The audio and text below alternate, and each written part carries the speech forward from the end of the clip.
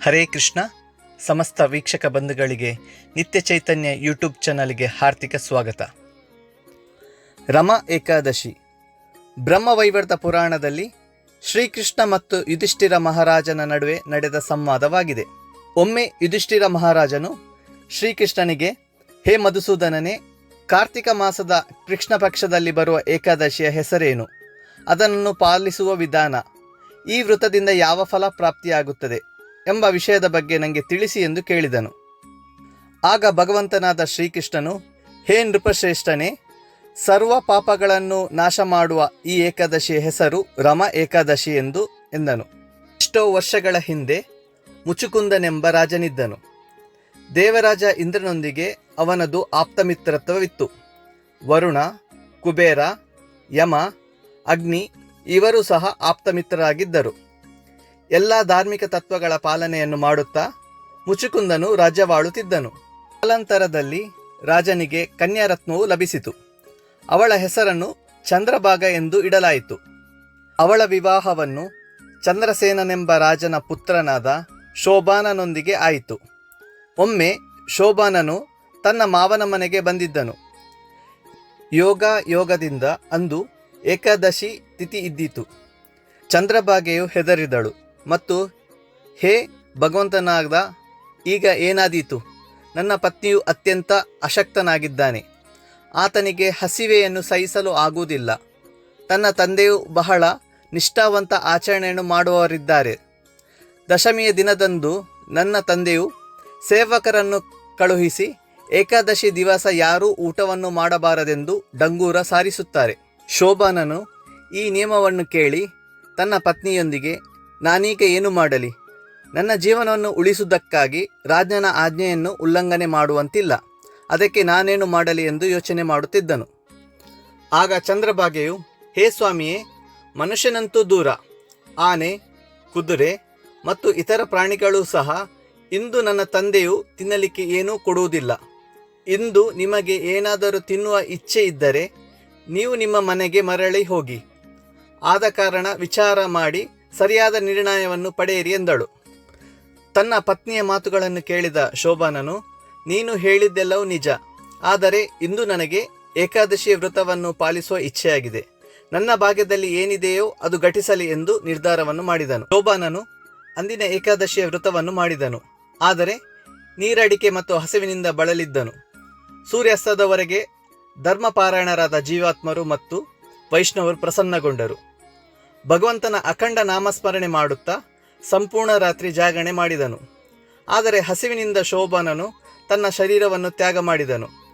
ಸೂರ್ಯೋದಯಕ್ಕಿಂತ ಮುಂಚೆಯೇ ಮುಚುಕುಂದ ರಾಜನು ತನ್ನ ಅಳಿಯ ಅಂತ್ಯ ಸಂಸ್ಕಾರವನ್ನು ಮಾಡಿದನು. ಚಂದ್ರಭಾಗೆಯು ತನ್ನ ಪತಿಯ ಶ್ರಾದ್ದದ ನಂತರ ಅವಳು ತನ್ನ ತಂದೆಯ ಮನೆಯಲ್ಲಿ ಇರತೊಡಗಿದಳು. ರಮಾ ಏಕಾದಶಿಯ ವ್ರತವನ್ನು ಶೋಭಾನನು ಪಾಲಿಸುವುದರಿಂದ ಮಂದರ ಪರ್ವತದ ಶಿಖರದ ಮೇಲಿರುವ ದೇವಾಪುರಿ ಎಂಬ ರಾಜ್ಯಕ್ಕೆ ರಾಜನಾದನು. ರತ್ನಖಚಿತ ಸುವರ್ಣಯುಕ್ತ ಕಂಬಳಿಯುವ ಮತ್ತು ಅಮೂಲ್ಯ ರತ್ನಮಣಿಗಳಿಂದ ಶೋಭಿಸುತ್ತಿರುವಂತಹ ಅರಮನೆಯಲ್ಲಿ ಇರತೊಡಗಿದನು. ಅನೇಕ ಆಭೂಷಣಗಳಿಂದ ಅಲಂಕೃತಗೊಂಡ ಶೋಭಾನನು ಅನೇಕ ಗಾಂಧರ್ವರು ಮತ್ತು ಅಪ್ಸರೆಯ ಸೇವೆಯನ್ನು ಪಡೆಯುತ್ತಾ ಇದ್ದನು. ಒಮ್ಮೆ ಮುಚುಕುಂದಪುರದಲ್ಲಿದ್ದ ಸೋಮಶರ್ವನೆಂಬ ಬ್ರಾಹ್ಮಣನು ತೀರ್ಥಯಾತ್ರೆ ಮಾಡುತ್ತಾ ಅಕಸ್ಮಾತಾಗಿ ಒಂದು ದಿನ ದೇವಪುರಿಗೆ ಬಂದನು. ಶೋಭಾನನಿಗೆ ತನ್ನ ರಾಜನ ಅಳಿಯನೆಂದು ತಿಳಿದು ಅವನ ಹತ್ತಿರ ಹೋದನು. ಬ್ರಾಹ್ಮಣನನ್ನು ನೋಡಿದ ತಕ್ಷಣವೇ ರಾಜನು ತನ್ನ ಸಿಂಹಾಸನದಿಂದ ಎದ್ದು ಮತ್ತು ಕೈ ಮುಗಿಯುತ್ತಾ ಬ್ರಾಹ್ಮಣ ಎದುರಿಗೆ ನಿಂತನು. ನಂತರ ಶೋಭಾನನು ಬ್ರಾಹ್ಮಣರ ಮುಚುಕುಂದನ, ಅವನ ಪತ್ನಿಯಾದ ಚಂದ್ರಭಾಗೆ ಹಾಗೂ ಮುಚುಕುಂದಪುರಿಯಲ್ಲಿರುವ ಎಲ್ಲರೂ ಯೋಗಕ್ಷೇಮವನ್ನು ವಿಚಾರಿಸಿದನು. ಎಲ್ಲರೂ ಆನಂದ ಮತ್ತು ಸುಖದಿಂದ ಬಾಳುತ್ತಿರುವರೆಂದು ಬ್ರಾಹ್ಮಣರನ್ನು ಕೇಳಿದ. ಆಗ ಆಶ್ಚರ್ಯಚಕಿತನಾಗಿ ಬ್ರಾಹ್ಮಣನು ರಾಜನಿಗೆ, ಹೇ ರಾಜನೇ, ಇಂತಹ ಸುಂದರವಾದ ನಗರವನ್ನು ನಾನು ಈವರೆಗೂ ಎಲ್ಲಿಯೂ ನೋಡಿಲ್ಲ. ಇಂತಹ ರಾಜ್ಯವನ್ನು ತಾವು ಹೇಗೆ ಪಡೆಯುತ್ತೀರಿ ಎಂಬುದು ನನಗೆ ತಿಳಿಸಿ ಎಂದನು. ಆಗ ರಾಜನು, ರಮಾ ಏಕಾದಶಿಯ ವ್ರತ ಪಾಲನೆಯಿಂದಲೇ ಈ ಶಾಶ್ವತವಾದ ರಾಜ್ಯವು ನನಗೆ ಲಭಿಸಿದೆ.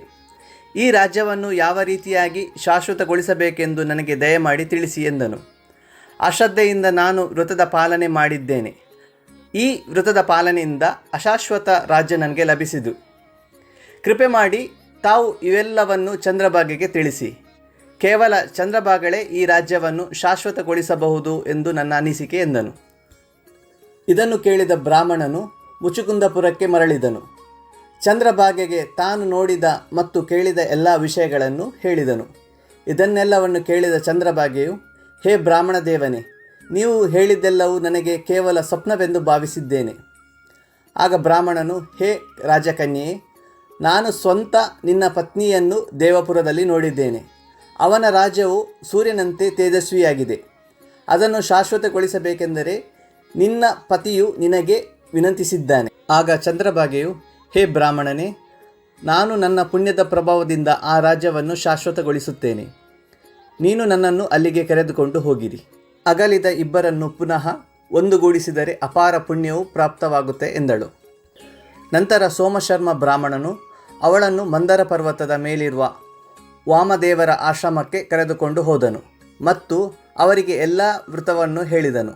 ವಾಮದೇವನು ಸುಂದರ ವದನೆಯಾದ ಚಂದ್ರಭಾಗೆಗೆ ವೈದಿಕ ಮಂತ್ರಗಳ ದೀಕ್ಷೆಯನ್ನು ಕೊಟ್ಟನು. ವಾಮದೇವರಿಂದ ಪ್ರಾಪ್ತ ಮಾಡಿಕೊಂಡ ಮಂತ್ರದ ಪ್ರಭಾವದಿಂದ ಮತ್ತು ರಮ ಏಕಾದಶಿಯ ಪಾಲನೆಯಿಂದ ಚಂದ್ರಭಾಗೆಗೆ ದಿವ್ಯ ಶರೀರವು ಪ್ರಾಪ್ತವಾಯಿತು. ನಂತರ ಅವಳು ತನ್ನ ಪತ್ನಿಯ ಎದುರಿಗೆ ಹೋದಳು.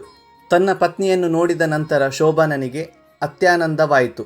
ಆಗ ಚಂದ್ರಭಾಗೆಯು, ಕೃಪೆ ಮಾಡಿ ನನ್ನ 2 ಹಿತವಚನಗಳನ್ನು ಕೇಳಿರಿ. 8ನೇ ವರ್ಷದಿಂದ ನಾನು ಏಕಾದಶಿ ವೃತವನ್ನು ಪಾಲಿಸುತ್ತಿದ್ದೇನೆ. ಈ ವೃತದ ಪಾಲನೆಯಿಂದಲೇ ಪ್ರಾಪ್ತವಾದ ಪುಣ್ಯದ ಪ್ರಭಾವದಿಂದ ತಮ್ಮ ರಾಜ್ಯ ಪ್ರಳಯದವರೆಗೆ ಶಾಶ್ವತವಾಗಿ ಮತ್ತು ಸಮೃದ್ಧವಾಗಿ ಇರುತ್ತದೆ. ತದನಂತರ ಅವಳು ತನ್ನ ಪತಿಯೊಂದಿಗೆ ಆನಂದದಿಂದ ಇರತೊಡಗಿದಳು. ರಮ ಏಕಾದಶಿಯ ಪ್ರಭಾವದಿಂದ ಶೋಭನನು ಆ ರಾಜ್ಯದಲ್ಲಿ ತನ್ನ ಪತ್ನಿಯೊಂದಿಗೆ ಆನಂದದಿಂದ ಇರತೊಡಗಿದನು.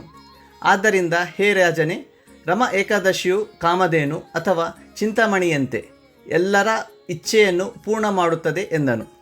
ಭಗವಂತನಾದ ಶ್ರೀಕೃಷ್ಣನು, ಹೇ ರಾಜನೇ, ಈ ಪ್ರಕಾರವಾಗಿ ನಾನು ನಿನಗೆ ಏಕಾದಶಿಯ ಮಹಾತ್ಮೆಯನ್ನು ತಿಳಿಸಿದ್ದೇನೆ. ಕೃಷ್ಣ ಪಕ್ಷದಲ್ಲಾಗಲಿ ಅಥವಾ ಶುಕ್ಲ ಪಕ್ಷದಲ್ಲಾಗಲಿ 2 ಏಕಾದಶಿಯ ವೃತ ಪಾಲನೆಯನ್ನು ಮಾಡಿದವರಿಗೆ ಮುಕ್ತಿಯು ಲಭಿಸುತ್ತದೆ. ಯಾರು ಈ ಏಕಾದಶಿಯ ಮಹಾತ್ಮೆಯನ್ನು ಕೇಳುತ್ತಾರೋ ಅವರು ಎಲ್ಲ ಪಾಪಗಳಿಂದ ಮುಕ್ತರಾಗಿ ಆನಂದದಿಂದ ಯುಕ್ತವಾದ ವೈಕುಂಠವನ್ನು ಪ್ರಾಪ್ತ ಮಾಡಿಕೊಳ್ಳುತ್ತಾರೆ ಎಂದನು. ಹರೇ ಕೃಷ್ಣ.